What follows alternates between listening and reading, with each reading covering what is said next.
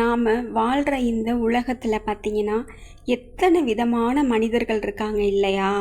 ஒவ்வொருத்தரையும் பார்த்து நாம் ஒன்று நினைப்போம். பழகி பார்க்கும்போது தான் அவங்க எப்படின்றதே நமக்கு புரியும்.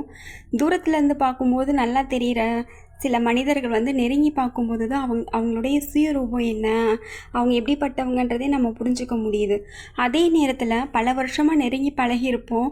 இருந்துமே அவங்களுடைய குணங்கள் என்னன்றது தெரியாமல் நம்ம இன்னும் பல பேர் அவங்க கூட சேர்ந்து நாட்களை கடத்திட்டு தாங்க இருந்துகிட்ருப்போம். அதுதானே உண்மை. மனிதர்கள் பொறுத்த வரைக்கும் எப்போ அவங்க சூழ்நிலைகள் அவங்கள மாற்றுங்க, ஏன் நாமே இத்தனை வருஷங்களில் நம்மக்கிட்ட என்னென்ன மாறுதல் வந்திருக்கு அப்படின்றத யோசித்து பார்த்தோம்னாலே நாம தானா இப்படி மாறியிருக்கோன்னு நினைக்கிற அளவுக்கு நிறைய மாற்றங்கள் இருக்குங்க.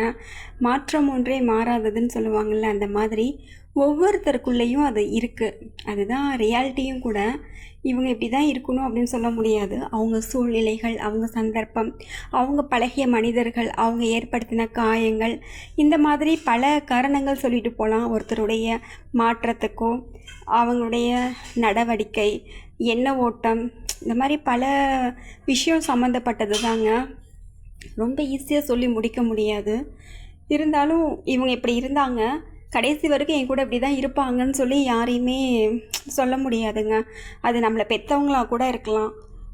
அப்போ இருந்த சூழ்நிலைகள் வேறு, அவங்க மனநிலை வேறு, நாம் கூட ஏதோ ஒரு தவறுகள் பண்ணியிருக்கலாம். அதை நம்மளை அறியாமலே அவங்கள காயப்படுத்தியிருக்கலாம். உண்மை தானேங்க?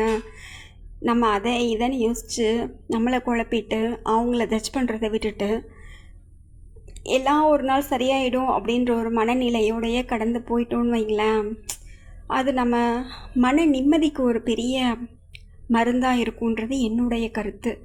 அதே மாதிரி யார் கூட பழகினாலும் எல்லாத்துக்கும் ஒரு லிமிட் வச்சுக்கணுங்க.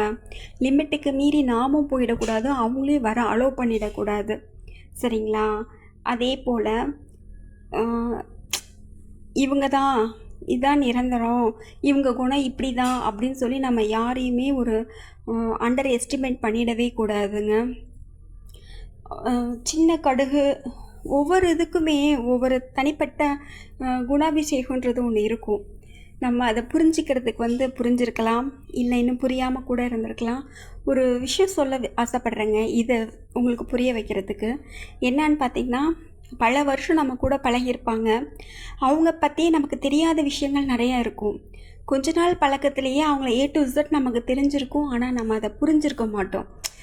அப்படி தான் மனித வாழ்க்கை, மனிதர்களுடைய மன நிலவரம்னு வைங்களேன்.